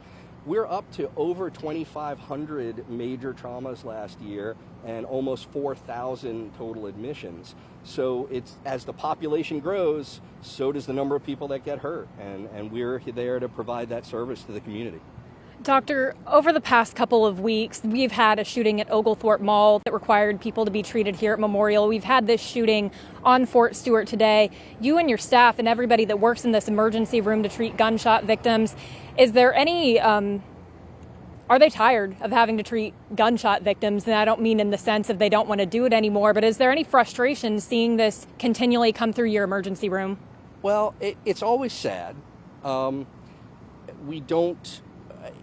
We would all love to be able to, like me, I'd love to go teach scuba diving. That would be my dream, right? If no more people got injured, I could find something to do. That being said, gunshots often, and of the type we see, are young. It's just really sad, and we would like to do everything we can to prevent that. We are involved in the violence interdiction program, where we try to cut the cycle of violence when you have a shooting that may be gang-related, to try to go out and prevent the cycle of shootings. So we're involved in that stuff, and that's one of the things that Level 1 trauma centers have to do, is be part of trauma prevention programs, and we're very proud of that. So yeah, I would absolutely love it if people would stop shooting each other. And specifically treating a gunshot wound, you know, today some people were assuming might be some gunshot wounds, as well as, you know, incidents we've seen in the last couple of weeks. What specifically goes into that? Well, honestly, treating gunshot wounds can be the type of injury that requires the most technical expertise but the least amount of thought, right? If you are in a bad car accident, you can be injured and us not really see it. It can all be invisible and inside and internal bleeding. Gunshot wounds, honestly, you can think about it as there's a hole, sorry. Everything in between those holes has a hole in it. And you literally need to stop the bleeding or sew up any leakage of any other things that could be leaking, like your intestines and stuff. So it's actually, it can require good technical expertise, right? Somebody's bleeding to death, you have to stop that bleeding right away. But honestly, it's almost the least amount of mental exercise that we have to do. And we are very good at stopping that bleeding. So patients that hit the trauma bay door, if we know they're coming, we meet them at the door, they can get blood within 2 to 5 minutes if they need it, and we can get them into the operating room and operating on them in less than 15 minutes, which is a requirement for a trauma center. So we can really do that quickly. We're very good at that. And that's really what it entails. It's deciding right away if somebody's bleeding enough or has something injured that needs an operation, and getting them from the trauma bay, where we do that assessment, to the operating room where we actually fix the problem as fast as we can in a safe manner. Well, thank you so much for your time today. We just want to thank you for all you're doing for those service members inside. I definitely noticed. All right, that was Dr. William Bromberg from the Trauma Center here at Memorial Hospital. He was unable to talk about specifics as to the condition of the soldiers that have been brought here today, but he was able to speak to the situation, in the emergency room, how they were able to prepare to receive these gunshot victims, and about how his staff is dealing with multiple mass casualty situations in the last several weeks, that being the Oglethorpe Mall shooting just last month, as well as this situation on Fort Stewart today. So lots of good information there from him. We are still pressing the Army for information on how the victims in this situation are doing. For now, I'm going to send it back to the studio.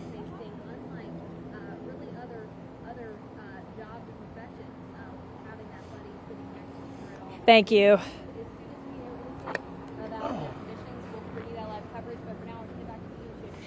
Yeah, we're going to do that right now.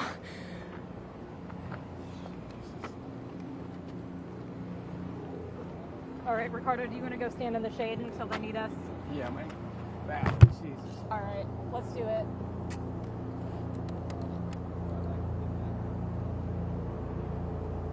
I got your sandwich.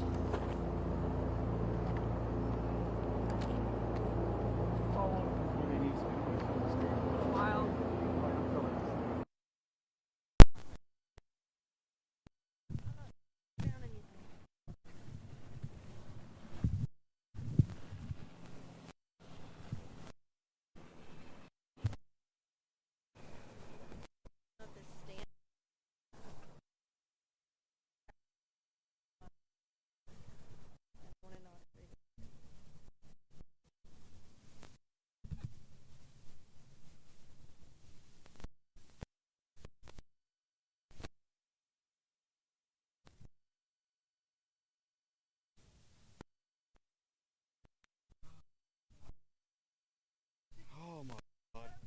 What a hung jaw.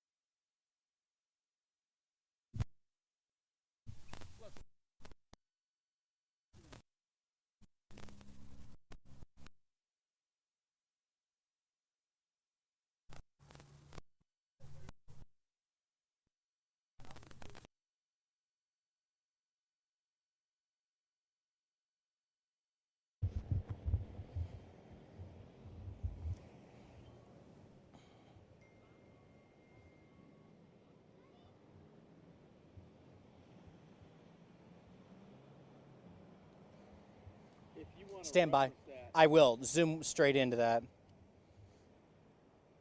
barring any traffic and everything. Yeah.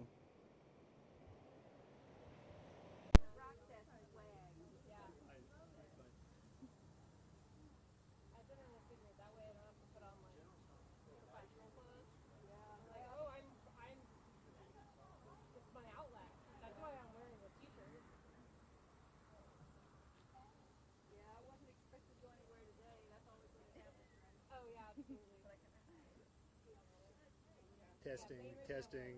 Marta, can you hear me? Testing, testing.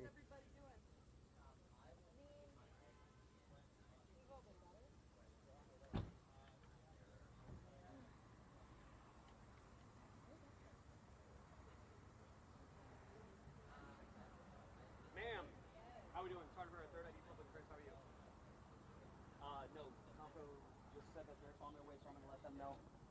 Hey, everyone, really quickly, the CG's on his way right now, so it's probably going to be about 5 to 10 minutes before they're all out here, and we can start making some moves, okay? Great. Awesome.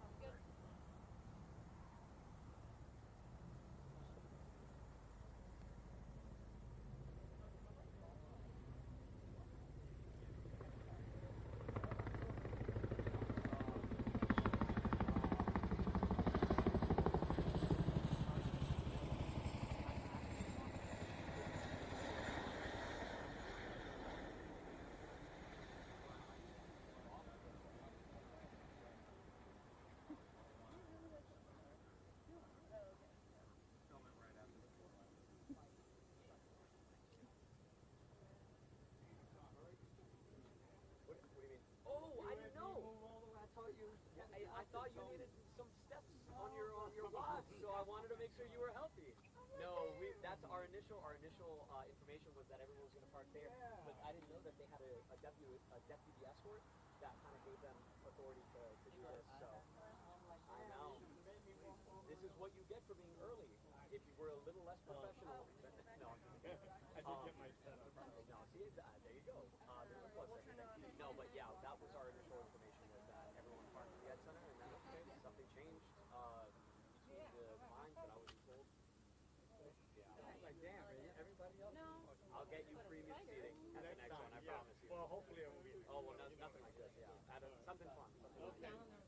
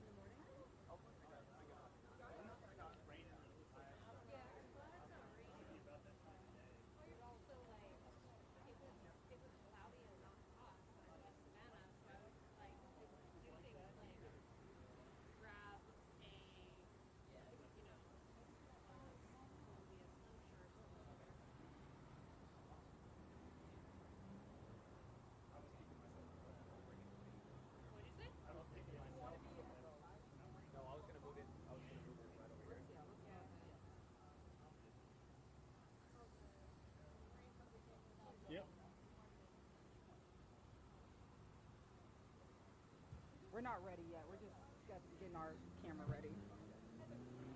This is good.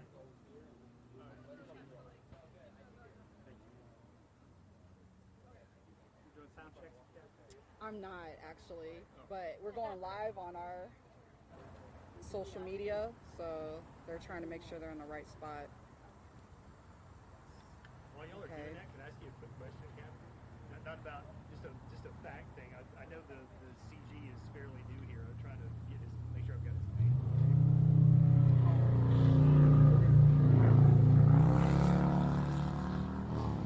LUPAS, I believe.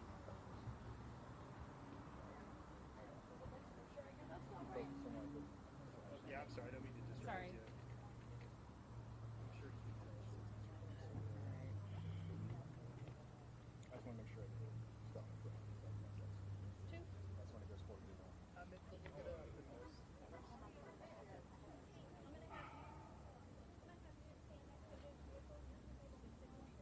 LUBAS. John first name. John with an H or not? Yeah, John with an JOHN.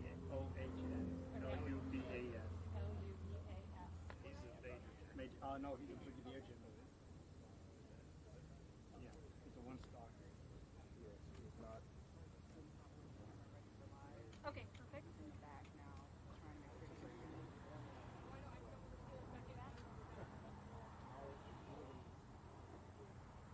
I will crash down.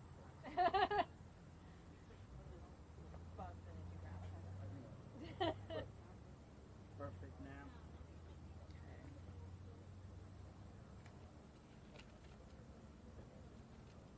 You're good, Sergeant Woods?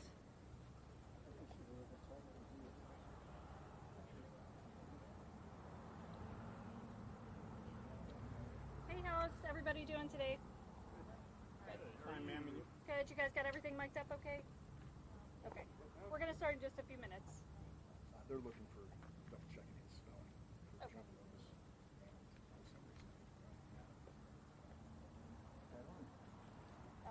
I'm going to leave this in the shade so it doesn't die.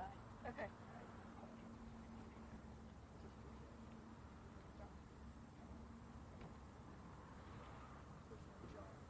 John.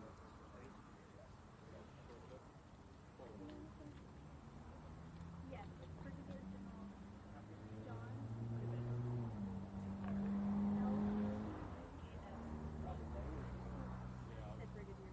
Brigadier General. Right there. Because I'll raise mine, so I'll over able to yours. Alright, does anybody want to know what the general spelling? Brigadier General John Lubis, L-U-B-A-S.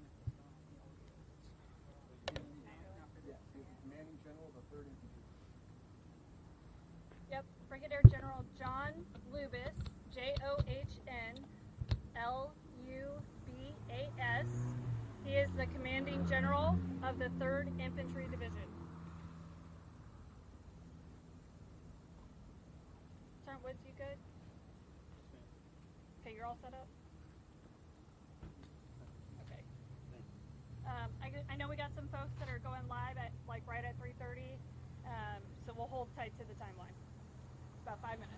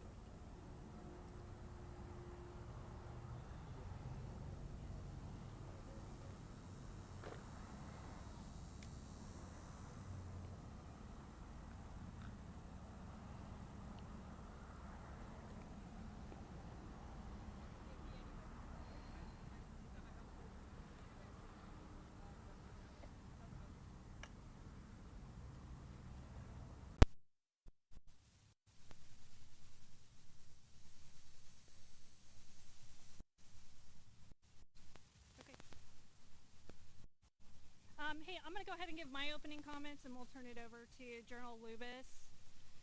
Good afternoon, ladies and gentlemen. My name is Lieutenant Colonel Angel Tomko. That's spelled Angel.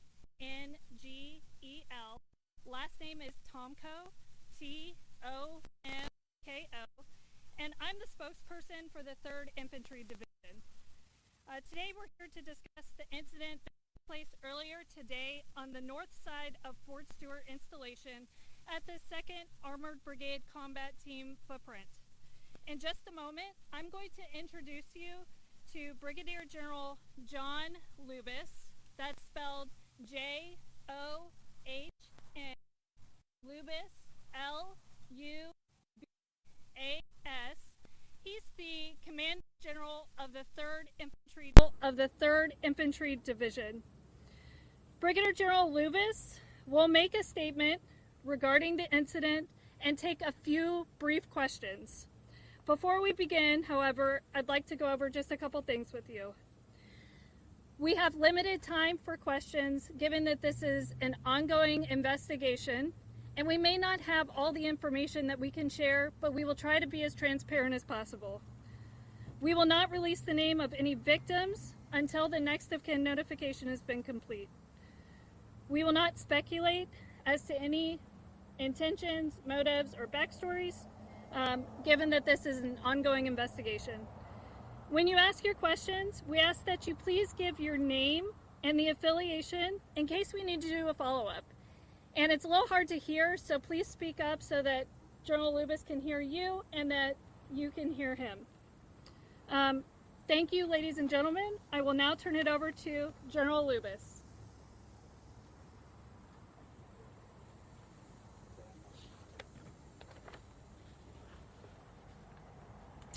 Good afternoon, ladies and gentlemen, and thank you for joining us. This morning, shortly before 11 o'clock, an active duty soldier assigned to Fort Stewart, Georgia, shot and wounded 5 of his fellow soldiers here on Fort Stewart. Thankfully, all are in stable condition and all are expected to recover. The alleged shooter is in custody. We have reestablished security. I have lifted all lockdown measures on Fort Stewart, and there is currently no threat to the local community. I'd like to recognize and thank our Army law enforcement and medical personnel and our partners from local, state, and federal law enforcement and emergency services for their quick response and support. I would also like to thank the brave soldiers who immediately intervened and subdued the shooter. These soldiers, without a doubt, prevented further casualties. Our wounded soldiers were initially evacuated to Wynn Army Community Hospital right here on Fort Stewart. All arrived in stable condition, and 3 of the 5 required surgical intervention. 2 have been transported to Memorial Hospital in Savannah, Georgia for additional care. We have identified the alleged shooter as Sergeant Cornelius Radford, an automated logistics sergeant assigned to 2nd Brigade Combat Team. Sergeant Radford has not previously deployed to combat. Sergeant Radford has been interviewed by the Army Criminal Investigation Division and is currently in pretrial confinement, awaiting a charging decision by the Office of the Special Trial Counsel.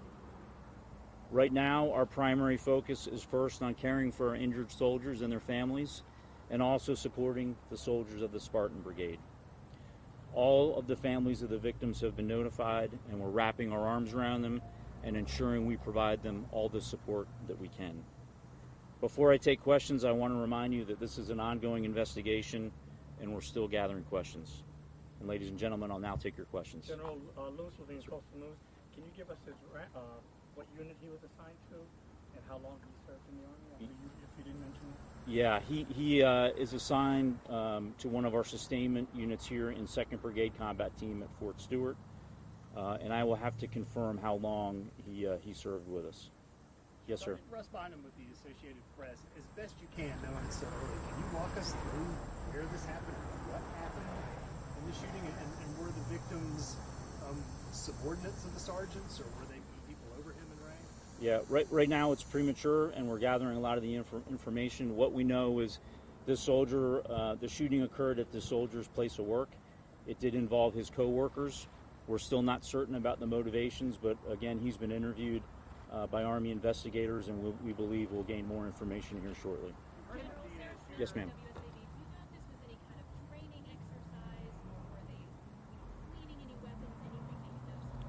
No, ma'am. We don't have any reason to believe it had anything to do with a training event. Other than that, I can't state the motivations for this soldier. We've heard that the shooter Yes, may sir. have been from Jacksonville, Florida. Are you able to confirm that? We also heard that he had maybe been arrested for DUI recently. Yeah, at this point, I can't confirm where he's from. We can follow up on that. I do believe he was arrested locally for a DUI that was unknown to his chain of command until the event occurred, and we started looking into the law enforcement databases. Robin, now from the current, can you tell us whether or not that was a military weapon or whether this is a personal weapon that the person brought on base? Yes, ma'am. I can confirm it was not a military weapon, and we believe it was a personal handgun. Yes, sir. What does this mean for ongoing security measures that situations able to occur versus weapons? Yeah, I'm very confident in the security of this installation. We've got a great partnership with local law enforcement. As you can see here at our gates, we have armed guards in protective equipment. This one's a bit difficult, and we're going to have to determine how he was able to get a handgun to his place of duty.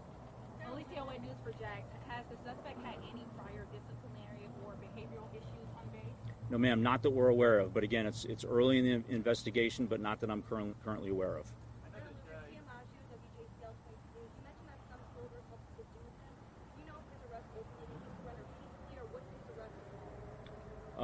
I don't have the details on that, but I know that his soldiers in the area that witnessed the shooting immediately and without hesitation tackled the soldier, subdued him, that allowed law enforcement to then take him into custody. And we've got time for one more question. I know that you can't speak to the motivation, but if this turns out to be some situation where somebody had extremist beliefs or maybe classified as a terrorist attack, I mean, how does that change the basis response and the basis investigation moving forward? Yeah, currently we have no reason to believe any of that is the case. However, we continuously assess the threat environment, both in the immediate area and across our Army and DoD installations, and we will address the threat level accordingly. Yes, sir. He was a sergeant. Ladies and gentlemen, thank you for your questions, and again, thanks to the local responders and the local community for their help. Thanks, and have a great afternoon. Thank you, sir. Hey, I'm going to give you the proper spelling. I'm going to give you the spelling of the assailant. The first name is Cornelius. It's spelled Q-U-O-R-N-E-L-I-U-S.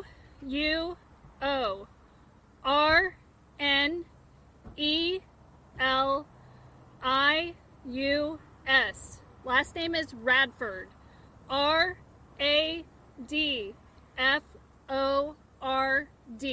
Radford. He's 28 years old. And there was some mention he was second logistics. I didn't get all of that. Yeah, so he is a automated logistics sergeant, a 92 Alpha with 2nd Armored Brigade Combat Team. Hey, I'm going to come off the podium now, but if you guys have additional questions that I can help facilitate stuff, we have a whole team of public affairs back here that's here to help. Could I ask you to just repeat your rank to make sure I got it? Yes, it's Lieutenant Colonel. Thank you. Lieutenant, any injuries to Sergeant Radford?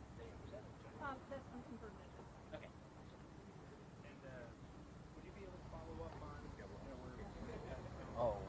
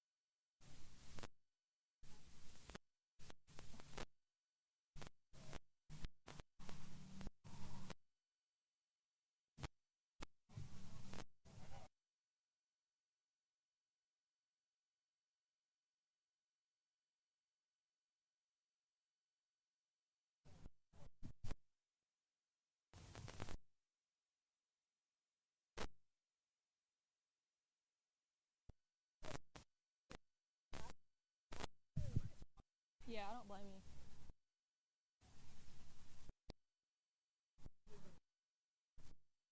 You're doing great.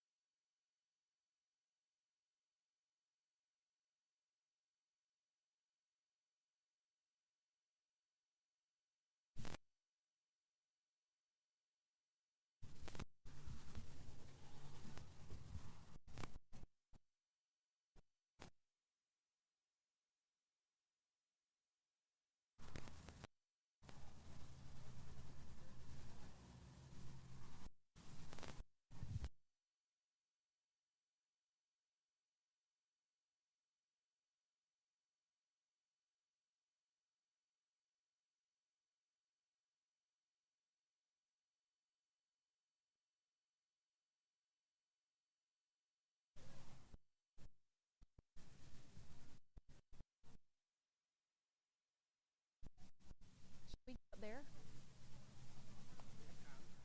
Yeah.